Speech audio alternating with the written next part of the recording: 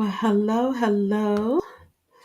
Welcome to Unstuck and Unstoppable Tuesday. Thank you for joining. And those of you who will be coming, I know I'm a little behind schedule. It's been busy. And people are texting me, am I going now? Yes, I'm on now. I am on now. So I apologize for being behind schedule and late. Hey, Kim, thank you for joining today. Um, yeah, again, sorry for being behind schedule. You would think I would be on time because I planned this, and it's right here. I don't have to go anywhere. But it's been a busy morning. I'll be full transparency. The mastermind group that I am a part of did a live session today on hotel ownership. And so I have always wanted to own a hotel. It is one of my dreams, actually. And I was going down that process before COVID, and I put it on hold. I got scared. So they had a young lady on, a black woman who owns hotels, and helps people get into hotel ownership, and on live today. So Lamar did a live. I didn't know it was happening. I jumped on, and then I looked up and I was running behind because I didn't want to get off. It was good information. So do y'all have big dreams? Like, what kind of things do y'all think about? I know most of the people who've been joining this live, both while it's happening and the replays, are all working full time jobs and in their careers. But y'all got big dreams like that? Like, I've always wanted to own a hotel. And I will say, I want to own the hotels that I stay in, but I ain't got that kind of money. Not yet. So she was talking about how, you own hotels, you ain't got to stay there, you just got to own it, which gives you a different perspective around buying things.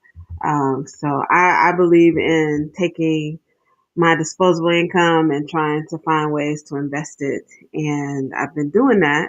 And so that's why I was late listening to this hotel presentation. But I'm here. You are here. Thank you all for joining and coming back and being here with me every week as we, talk about Unstuck and Unstoppable. This is our Unstuck and Unstoppable Tuesday.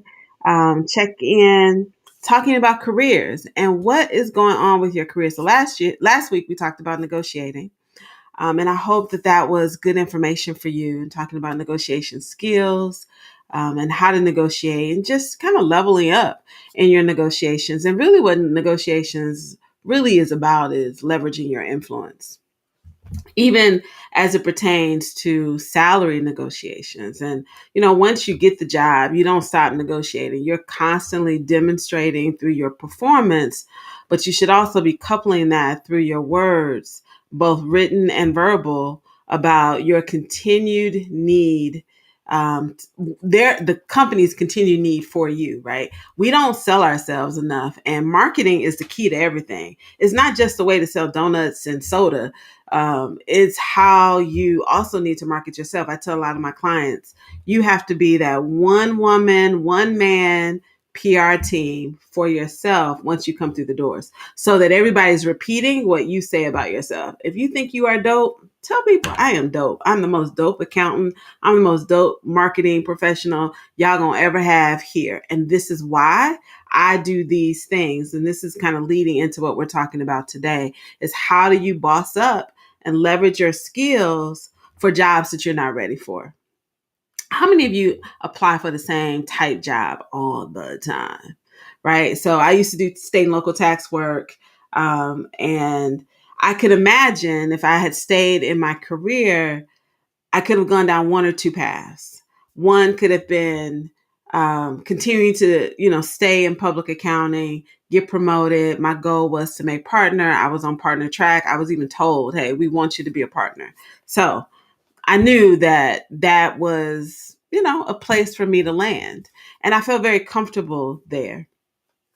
But then I could have left that firm, left public accounting, and took a director of state and local tax role somewhere else, right? Still been in that, doing that same sort of work, maybe just from an oversight standpoint. But I always knew I wanted to be more closer to the business and operations. I always felt like tax people, we didn't get our just due. People didn't treat us. Sometimes businesses would be, they'd be making plans and never tell the tax people. Then we used to have to scramble and figure out all the issues in the particular states they were talking about doing business in. And I was like, I don't like this life. But I always like to be close to the business. And I thought, if I had stayed, I wanted to really get into that COO kind of track where I'm looking at the business, how we operate. I like big picture stuff. I like to create the vision, put the goals together, and watch other people execute on them. And I knew I had the skills to do that. And so I wasn't really afraid to go down that path. And I think that's what happens with a lot of us, is that we don't look at our skills and our abilities to leverage those skills to do something else, something that I always say, something we're not ready for.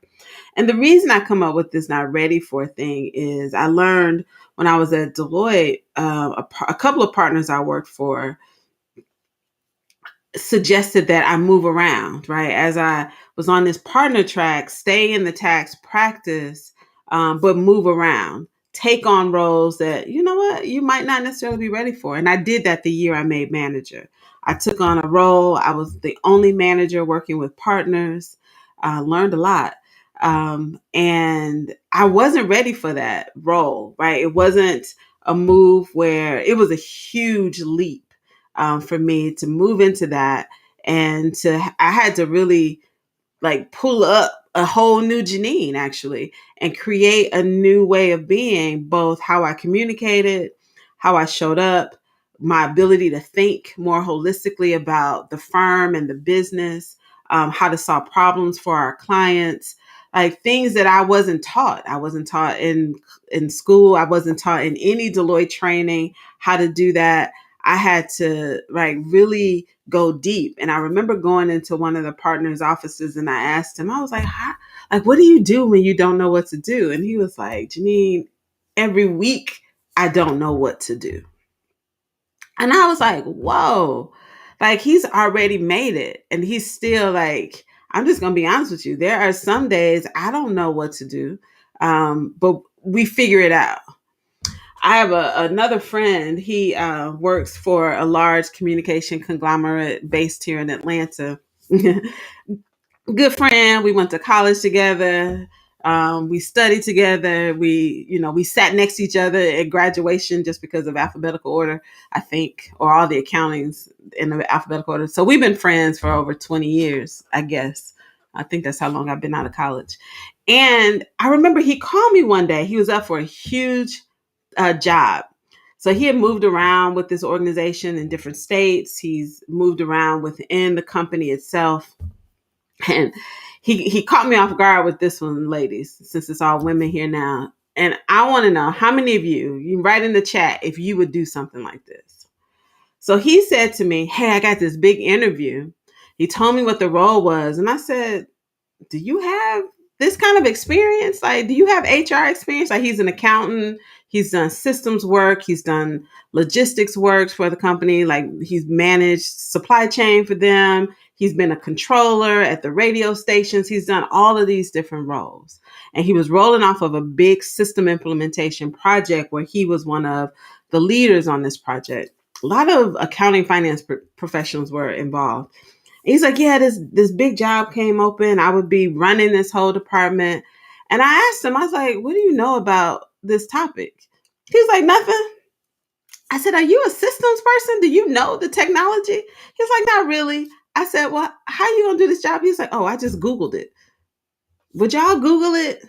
He literally said he spent the weekend Googling the things related, so he would have the buzzwords, the topics. This is not a lie. This is real stuff. He Googled it. Guess who got the job? The guy who Googled it. Like, he didn't look at that job description and say, I don't know nothing about HR. I don't know nothing about technology. I don't know. He didn't go down the list of all the things that he did not know. He looked at himself and said, you know what? I'm an accountant. and accounting runs business. I don't care what part of the organization that you're in, it runs business. And so he was like, and all the things that I've done in this organization, and I know this company. He said, if the job was here or if it was somewhere else, I would still apply for it because he had the secret to leveraging his skills. He made a huge boss move. He said, you know what? What I know is how to get people to do good work. I understand this business. And he said, Jeannine, you know how smart I am. I was like, you know what I do? I know exactly how smart you are. And the fact that he got that job, I wasn't, I don't know if I was on his team at first. Like, is he going to get this job? But what I knew is that he could sell himself. He was able to go deep into his experience and talk about how he was the right person for this job. And that's what we all need to be able to do. Some of us we know we're good, but we got this, I don't know what it is, this humility that thinks that we have to take a path, a particular path, that if you do these 2 steps, before you can do the next 3, you got to master these 2. So I can't jump ahead. And I think that's how a lot of men maximize their compensation is they will jump the line. They will jump ahead. They will take on roles that they're not ready for. They will communicate and over communicate their ability to be successful in the role even before they get it. And they got a whole choir, a whole team of people who are willing to bet on them. So that is exactly how it's done. So I remember Kim just put a message in here. Felicia was like, wow, I wouldn't have thought of that. And Felicia texted me and I'll tell you exactly who the person is because we all went to school with him. Kim says, but what I found in my current company is that a lot of the executives got jobs that were outside of their current skill set. Yes. And we be thinking we have to do that. We have to go a particular path. I know CEOs and COOs who were either attorneys, they had marketing backgrounds, English degrees, and now they're in these chief roles that are so far away from what their core is. Yeah, Felicia, I figured you'd know who he was. They have all of these, they take a bet. And what they do is they expose themselves to special projects. Special projects are the key to taking huge leaps on the career path, right? Getting into a special project is a great way to do it. So, I was talking to someone the other day, someone calling give free coaching. And he was talking about that he wants to get into another field, kind of leveraging his audit background to do something else. And I was telling him, auditors, I think, are the best people to navigate their careers and take huge leaps simply because as an auditor, you've probably been exposed to more of the company than anyone else in the organization other than in addition to salespeople. Right. So, but you get to do the functional piece because one, you understand accounting. So the financial statement piece and understanding how to manage the P&L of a department or part of the organization, not a problem. You have this secret ability, skill set, not even a secret, this special skill set and ability to look at and manage processes, right? So you can put together a process, you can break it down, you can look at it and see all the holes and where the risk lie. And why is that important outside of audit? Because people in operations and in sales and people who are doing and executing on the business, they need that sort of insight, right? So you have the ability to come in and put a system together for an organization, a process together, and look at it holistically the first time. Right? You can say exactly what needs to be done, who needs to be involved, where the risks lie, and be able to respond to those risks. Right? So this story that I'm telling now is really about skill leveraging. So if you've ever worked or supported any part of these organizations, that's what you should be selling. Oftentimes we apply for jobs that we know we can do. We feel very comfortable there. And it's not exactly what we want to do, but we feel comfortable there. And that's okay because we do want to be successful. and it probably pays what you want. And there's a lot of factors, right? But if you don't like what you're doing, but you got some really great skills that you can leverage, that's the part that you want to sell, right? Oftentimes our resumes sell what we know how to do, but what we don't want to do. And that's where the boss move comes in and saying, you know what, I ain't selling this stuff. Right. I was telling one of my clients last week, she's trying to level up her resume. I don't really do resumes. So I gave her a referral, but I told her, I said, what you need to focus on is don't put on there the technical stuff for this current role that you're doing, right? You're in this high level role, you're a managing director, but your resume still has all the same stuff that you used to do when you were a senior, when you were a manager. Stop it with that last role, right? Don't put that stuff in your current role. Revamp your current role and focus on the things that you want to do. Your ability to lead people, large teams, working with clients, whatever those things are that you want to do in your next role. Because she's considering leaving her firm to go somewhere else. And that's the key, right? Why put down all of these technical things that you did, this low hanging fruit, and you don't want to even do this work anymore? So Kim asks, what we know how to do, but what we don't want to do. Oh, that's revolutionary. Yeah. Well, thank you, Kim. But that's exactly what we do.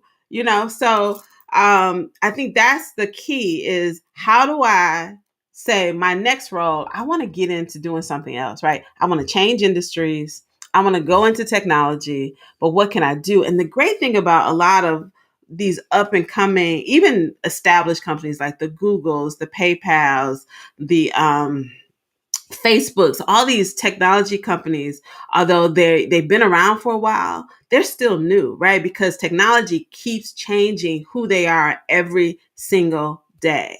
And so because how technology changes those organizations, they're constantly looking for people and creating jobs for folks because of the skills that they want to leverage, not because of what they do today. And so I think all of you who are looking for other roles, think about that. If you had to go back through your resume right now, and my assignment would be cross out all the things that you have on there that you don't want to do anymore, and insert and see how much you have left. Let's start there. Cross out all the things that you don't want to do anymore, and then see what you have left. If there's nothing left, then that's a problem, right? That means you've been selling yourself as someone to do something that you don't want to do, right? So that eventually is going to wear out, and then you're going to have so much dissatisfaction in your career, but it's dissatisfaction that you've created, right? You've opened all the doors that you don't want to walk through, and you're walking through them. The second part of this assignment, I would say, is if there is something left, go deeper into what you did in those particular roles. So whatever you have left after you cross out what you don't want to do, go deeper. Explain that a little bit more. Leverage that and write sentences about how you were able to help your company be successful doing those particular tasks, being a visionary, a leader, whatever is left on that resume. If there's nothing left, start writing down the things that you want to do in an organization. What areas do you want to work with, right? I've had people leave accounting roles or tax roles and go be a black belt specialist within organizations, right? They take their black belt class, they move into this area, and what are they doing all day? Working on projects, helping companies find efficiencies, because that's what they liked about doing tax work for their clients. They liked helping their clients find efficiencies. They enjoy following the rules per se.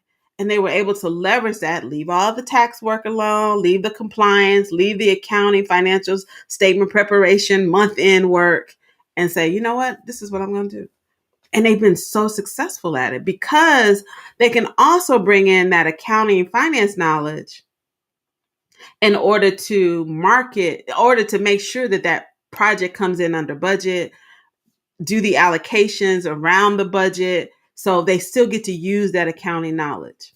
Same thing with some of my clients that do marketing work, right? They've been able to leverage their ability to create influence, be, their writing skills, their creativity, and move into other areas of the organization to do something different.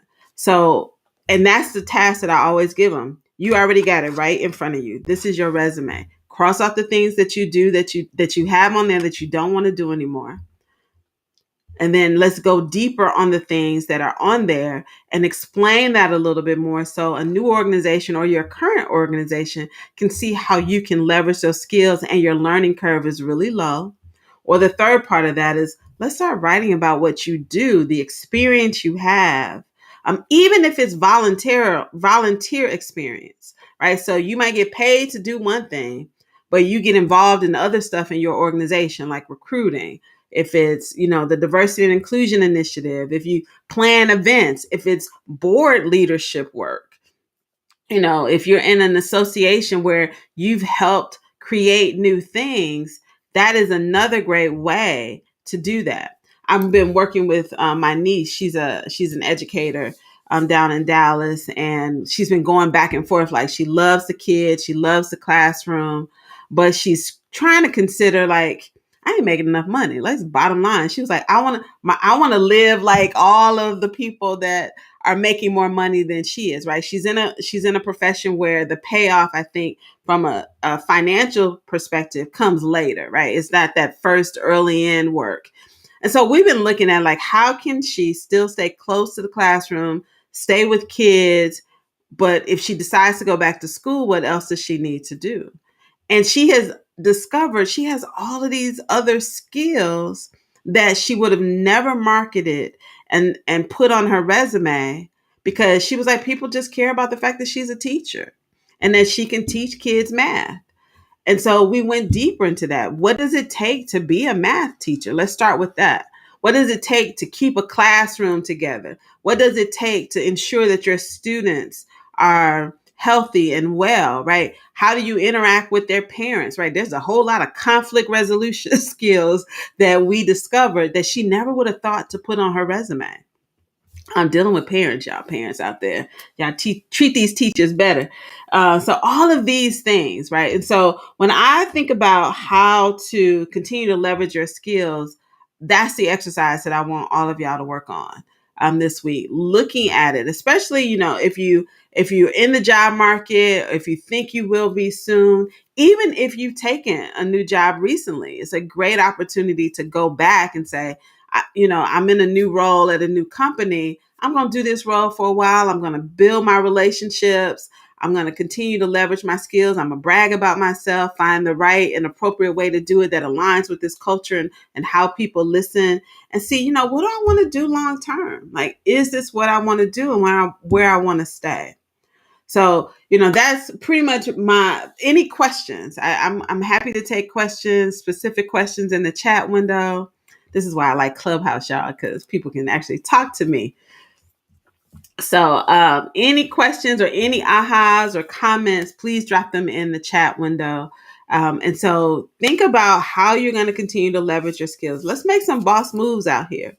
I think this is a great way. I think a lot of people don't realize how important their current skills are, so that they can leverage those skills to do something else. I've even had people want to leave education and go into corporate work, and they cannot figure out how to do it. And there's so many skills that come from being a classroom teacher or an administrator that that companies can actually use and to be able to leverage those. And it's never too late. It's never too late to change your career and to do that. So Reggie Brown you have to advocate and sell yourself. Yes, Reggie. That's what I talked about earlier before you joined. You have to be a one man, one woman PR team and constantly be continuously selling yourself. And it's not about bragging, or doesn't go against being humble. But I'm telling you, it's that squeaky wheel, that person that's out there constantly talking about how to solve problems. And I think that's the other thing, right? Making boss moves, and we've talked about in the past, right? How women make companies more profitable, our network and adding value. conversation is so important. And I know a lot of people struggle with small talk. They don't know what to talk about. They feel awkward and uncomfortable, or they are just completely disinterested. They're like, I don't even want to chat it up. I love chatting it up. So, you know, sometimes it's just asking questions, understanding what's important in this organization. And if you can leverage your skills with what's important and what gets rewarded, that is another key factor in how to make a boss move, right? And being out there, like, and now you're talking about what's important, and you will be surprised because if you get a chance to be around the key decision makers in your organization all day long, the only thing they're thinking about is how to solve problems. So if you come to them talking about a problem with a solution, they're going to look at you very differently, right? Even if you're not in that group, like, oh, I was thinking about, I know this thing is going on. We're trying to figure this out. These are some things, some thoughts that I've had. I'm sure you've thought about this. How have what have you decided on these particular things? They might say, yeah, we did think about this, and this is why we decided to go in a different direction. That is not failure. They're going to say, wow, look, Felicia, Reggie, or Kim, Ebony, they're thinking about this company. They're thinking about our organization very differently. And you will be surprised that you'll get brought into conversations. That used to happen to me all the time. I was always talking about problems in any organization I worked in and how to solve them. Or have you thought about this? Or do y'all think about it this way? And what about our customers?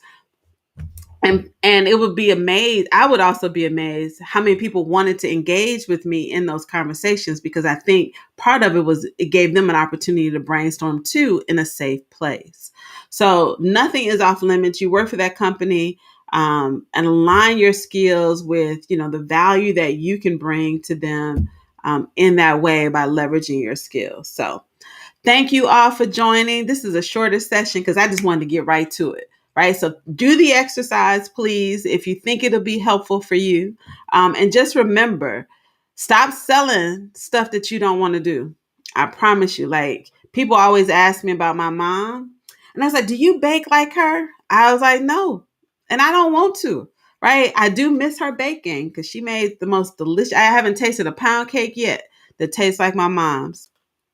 But I wasn't going to start baking and I didn't enjoy it. So the same thing goes with our careers, right? Don't sell stuff that you don't want to do. Find ways to continue to leverage your skills. Talk to people. I think, Kim, you put something so valuable in there. Talk to the people in your organization. Find out what they studied. Find out some of their earlier jobs and see where they are now. And you will be surprised. Most of them are not doing the things they did in the first 5 years of their careers, and they are so far away from what they majored in. Now, if you are doing the work you want based on what you majored in, just keep figuring out ways to go higher, because some people love doing tax work, and I bless their hearts for it. And they leverage those skills and they just find better ways, more efficient ways, and they go broader around how to do the work that they do. So thank you all. Thanks for joining. And I will be back because I'm 1 week behind. And next week, we're going to be talking about how women need to support other women in the workplace a little bit. So thanks for stopping by Unstuck and Unstoppable Tuesdays. It's been a pleasure. Bye-bye.